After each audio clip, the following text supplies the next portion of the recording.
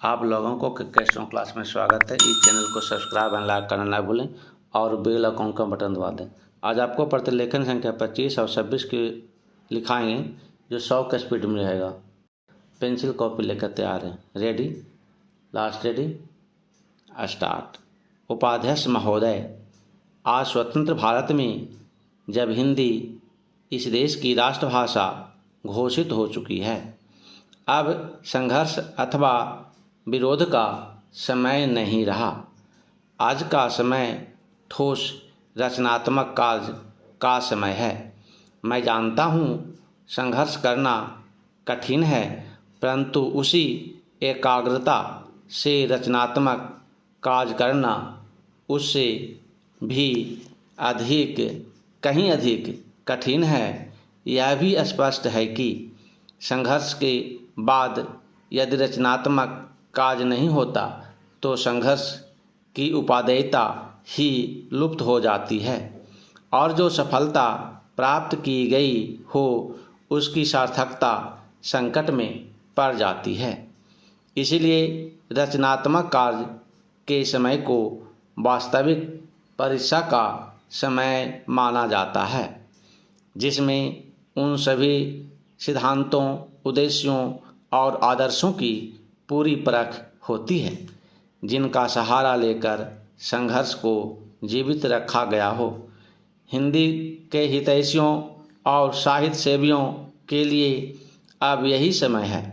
मैं कह सकता हूँ कि शायद पहले कभी उन पर इतना गंभीर दायित्व नहीं आया था जितना कि अब हिंदी के राष्ट्रभाषा बनने से आया है। समस्त राष्ट्र ने सर्वसम्मति से हिंदी भाषा का जो मान किया है और हमारे संविधान ने उसे जो स्थान दिया है वह हम सब के लिए एक सद्भावनापूर्ण चुनौती के समान है। यह निर्णय एक प्रकार से सभी हिंदी भाषियों और साहित्यिकों में विश्वास के प्रस्ताव के समान है। इस आदर को हम कैसे निभाएं जिससे विभिन्न प्रादेशिक भाषाओं के बोलने वाले प्रतिनिधियों द्वारा किए गए उक्त निर्णय के औचित्य को सिद्ध कर सकें। यह एक गंभीर प्रश्न है जिस पर सभी हिंदी सेवियों को विचार करना चाहिए। पहला चेंज, हिंदी साहित्य सम्मेलन बहुत बड़ी संस्था है जिसके निर्माण में इस देश के अनेक यशस्वी विद्वानों और देशभक्तों ने योग दिया है।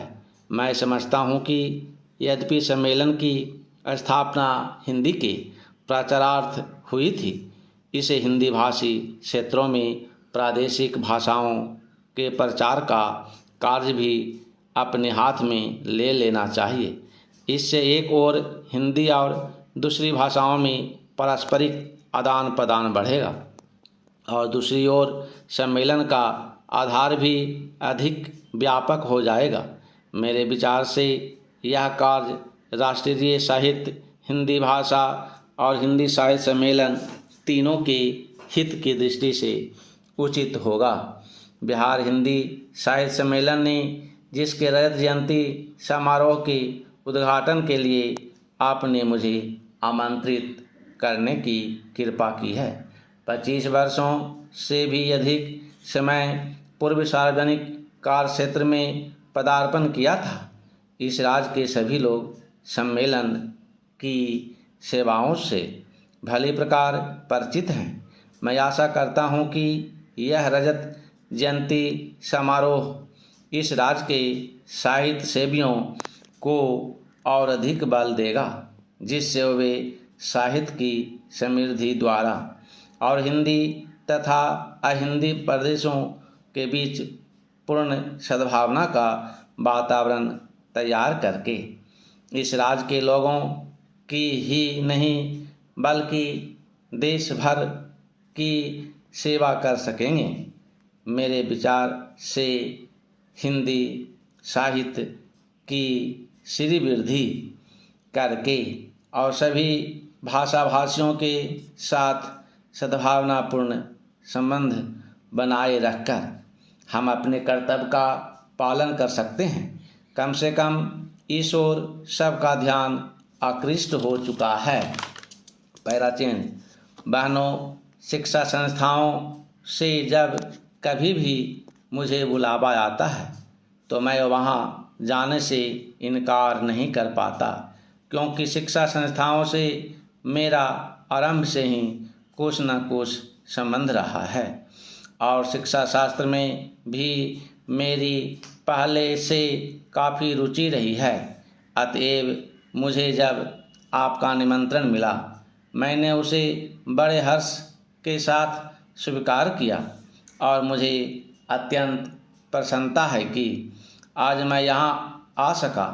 आप सब बड़ी सौभाग्यशालिनी हैं कि आप इस कन्या महाविद्यालय में शिक्षा पा रही हैं, क्योंकि इस महाविद्यालय का इस राज्य में अपना एक विशेष महत्व है और इसका इतिहास नारी जागृति तथा उन्नति का इतिहास है।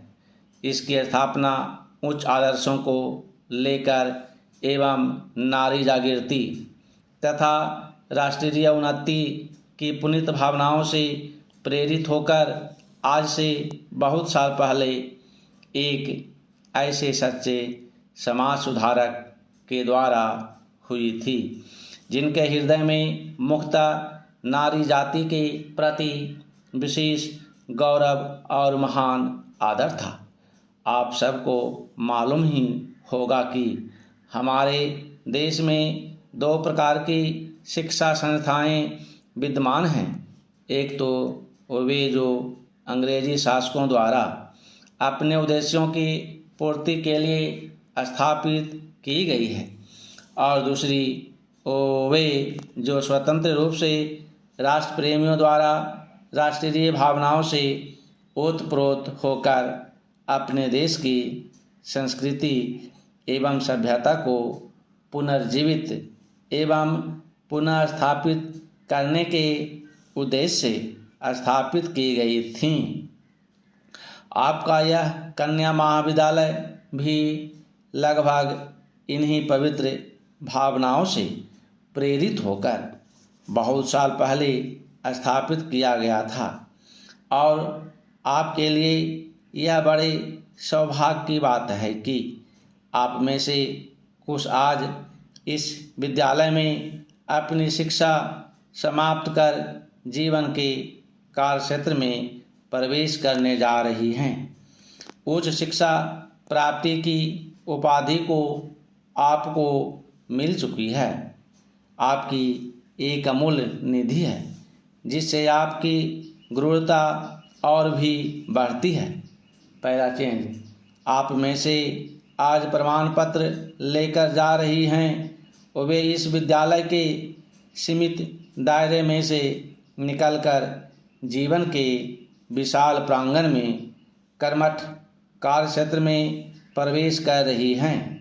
आपके कंधों पर जीवन का महत्वपूर्ण उत्तरदायित्व है और मुझे पूरा भरोसा है कि आप अपनी शिक्षा और अनुभव के बल और आधार पर उसे योग्यतापूर्वक संभाल सकने में सफल हो सकेंगी।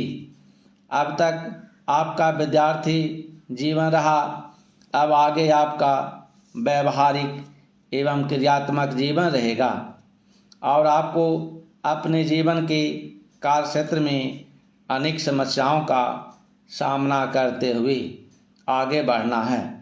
मुझे आशा है कि आपने यहाँ जो शिक्षा दीक्षा ग्रहण की उससे आप शक्ति और स्फूर्ति ग्रहण कर स्वतंत्र देश की दायित्वपूर्ण नागरिकाओं की भांति उसे निभा सकेंगी। यह सब आपके लिए तभी संभव होगा जब आप यह भली भांति समझ लेंगी कि आपको अपने जीवन में क्या करना है। आप सब यह भली भांति जानती ही होंगी कि प्राचीन काल में हमारे देश में स्त्रियों का कितना महत्वपूर्ण व उत्कृष्ट स्थान रहा है। समाप्त। अगर डिक्टेशन बढ़िया रहा हो तो चैनल को सब्सक्राइब एंड लाइक करना न भूलें। Thank you.